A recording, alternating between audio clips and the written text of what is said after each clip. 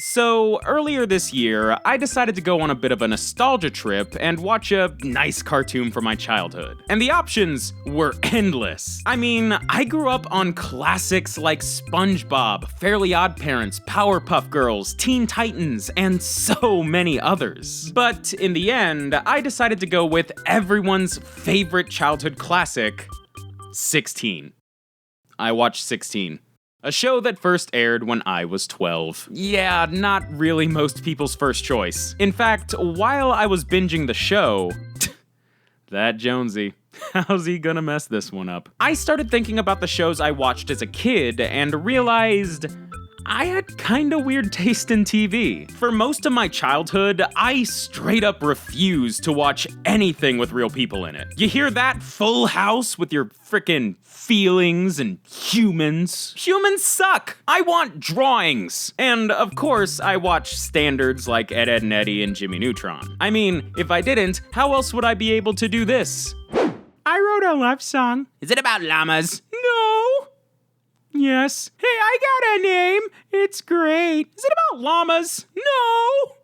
Yes. But as you can imagine, I also watched a lot of random and kind of obscure stuff. Some of which I don't even know if anyone remembers. Like, take the show I just mentioned, 16. This was a Canadian sitcom that followed a group of 6 teenagers who, legit, seemed to spend their entire lives inside of a mall. And I don't know if I'd recommend that lifestyle. Now, I first saw this show in 2008 when it made its way to the US via Cartoon Network. And good lord, I thought the show was the absolute stupidest thing I'd ever seen. I thought the characters were dumb, and I thought the show was honestly kinda cringe. I mean, like, half the problems in this show are caused by no one wanting to just talk and be honest with each other. Legit, every episode's like, wow, I can't believe my girlfriend likes country music, which is dissimilar to the music that I like. Oh, this is such a disaster, what should I do? I talk to her about it. I mean, it's honestly not that big of a deal. Well, I tell you what you're gonna do. You're gonna dress up like a cowboy, speak in a southern accent, and be completely dishonest about who you are to your girlfriend in the hopes that she'll like you, even though you're already dating. Why do I watch this show again? Dude, rock on. Yeah, the show's kinda dumb. However, a few years after the show ended, I stumbled upon some totally legitimate uploads of the show on YouTube. I hadn't seen 16 in a long time at that point, and decided to take a bit of a trip down memory lane. Yep, here's a quick dramatization of my experience binging 16 back then. Oh, wow. I remember 16. I haven't thought about that in ages. That was kind of a cringy show, but I guess I'll check out a few episodes for a laugh. 4 seasons later. But, Nikki can't move!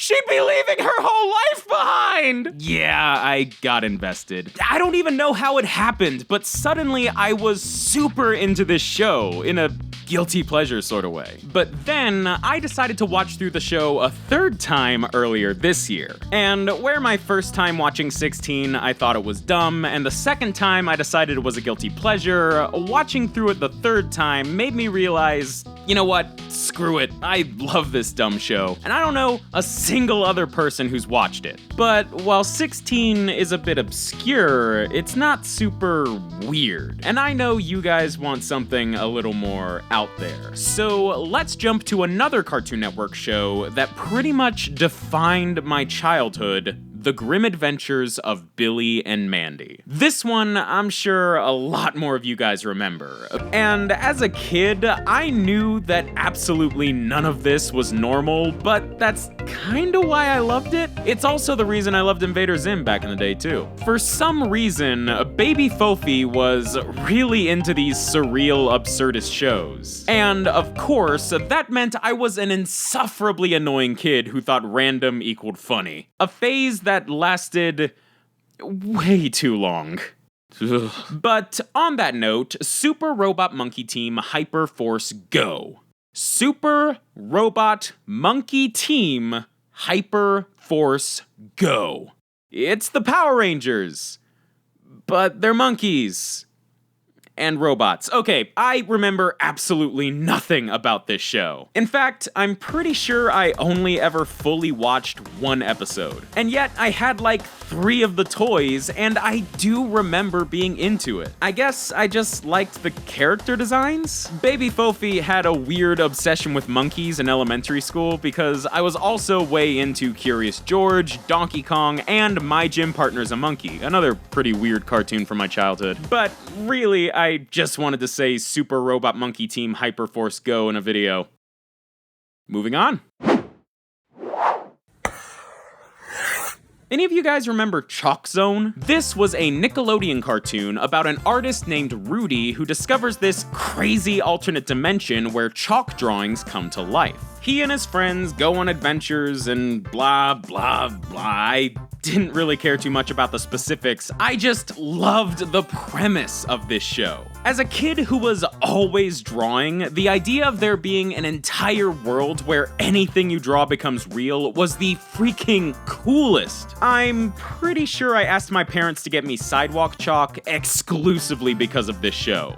Baby Fofi used to walk outside with his big bucket of sidewalk chalk, draw one big ol' circle on the ground, and jump straight into it hoping to go to ChalkZone. I was a pretty stupid kid, but ultimately, ChalkZone itself, not that weird of a show. What was weird was the fact that every single episode ended with a random music video performed by the main characters. These songs aren't bad, but like, look at this. What's this got to do with chalk? The answer is nothing, but it's a bop! Speaking of things that have nothing to do with chalk, let's talk Chowder. Now, this was a Cartoon Network show from 2007 about a bunny, cat, bear, hamster kid thing who was learning how to be a great chef. That simple explanation really doesn't do the show justice, honestly. But the story really doesn't matter, because Chowder is infamous for its extreme fourth wall breaks and surreal humor. And I mean, it was everywhere. There was an episode where they ran out of animation budget and the voice actors put on a car wash to raise more money. There was an episode where Chowder got really smart, realized they were all living in a cartoon, and then altered reality to make the show more educational. They freaking shook out the entire screen like a towel just to clean the kitchen. And that was in the first episode. The show was just straight up weird and I loved it. But with the show starting in 2007, I felt kind of alone in watching it. By that time, I was entering middle school, and suddenly, most of the kids around me weren't really interested in Cartoon Network or Nickelodeon anymore. Out of nowhere, everyone was just talking about Family Guy. I don't know, maybe I was just way behind, but it felt like no one around me was watching kid shows anymore. But even so, I freaking loved Chowder, and I watched it like every day, even if everyone else around me was moving on to other stuff. Now, I've got one more cartoon I want to talk about here, and I've saved it for last because it might be one of the most important ones to me personally, while also being the one that I think people will remember the least. Seriously, if anyone watching this actually remembers this cartoon, I will be shocked. So, who here knows about Edgar and Ellen? Like, anyone? At all? Edgar and Ellen was one of those series of animated shorts that they would run during commercial breaks, not on Nickelodeon, but on Nicktoons Network. It was about these two twins who live in a giant 13-story mansion and pull pranks on all the normies around town. But what interested me more than anything else were the character designs. I mean, being a kid who loved crap like Corpse Bride and Nightmare Before Christmas, suddenly seeing this pop up in between episodes of Kappa Mikey and Cornel and Bernie definitely caught my attention. Fast forward to one weekend out shopping at Target with my family when I suddenly see this in the book aisle. Huh, they made a book series out of those Nicktoon shorts?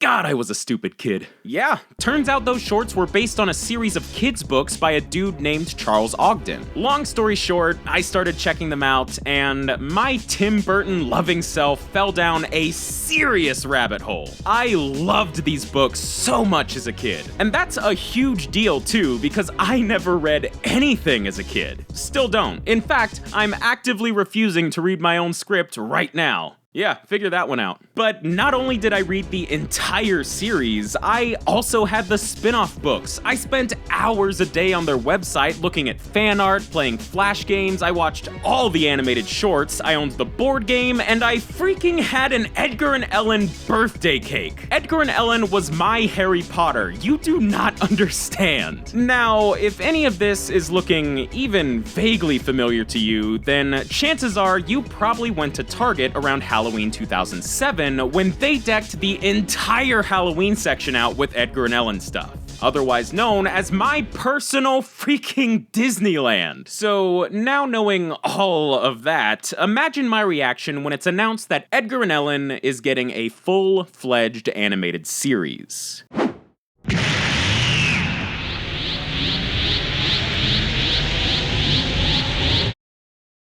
Nothing else in the world could have made me more excited, and I know for a fact that I loved it when it premiered. I didn't get to watch it too often because only one TV in my house had Nicktoons Network, but anytime I got to see it was an event. But unfortunately, now that I'm older, I can't say the show was very good. Like at all. It's not really that funny. It's got some charm, but that's mainly just because I was already invested in all the characters before the show even started. Plus, it's one of those typical mid to late 2000s cartoons that was made entirely in Flash, probably on a pretty small budget because it looks kinda cheap. Everything's just super flat and the movement is so stiff. But I mean, the shorts look like they were also made in Flash on probably an even smaller budget. And they were way more appealing and could actually get some laughs out of me. You know what it is? The Edgar and Ellen animated series took Edgar and Ellen and frickin' Johnny Tested it. And I'm not really a fan of Johnny Test. At all. And while we're on the negative end of things here, I recently found out that Charles Ogden, author of the Edgar and Ellen books and personal childhood hero of mine, doesn't exist. Not real. Fake man. You know that episode of The Simpsons where a group of people in Springfield all band together to write a kid's book under a fake author pen name? Yeah, that's what Charles Ogden was. And thus, my childhood was ruined. All joking aside, I still have heaps of nostalgia for everything Edgar and Ellen. It's always gonna have a special place in my heart, as will all of the shows I've talked about today. So, in conclusion, if any of those giant Edgar and Ellen Target displays still exist, please let me know, because I kinda wanna use it instead of a tree this Christmas. Thanks for watching, guys, and DFTBA.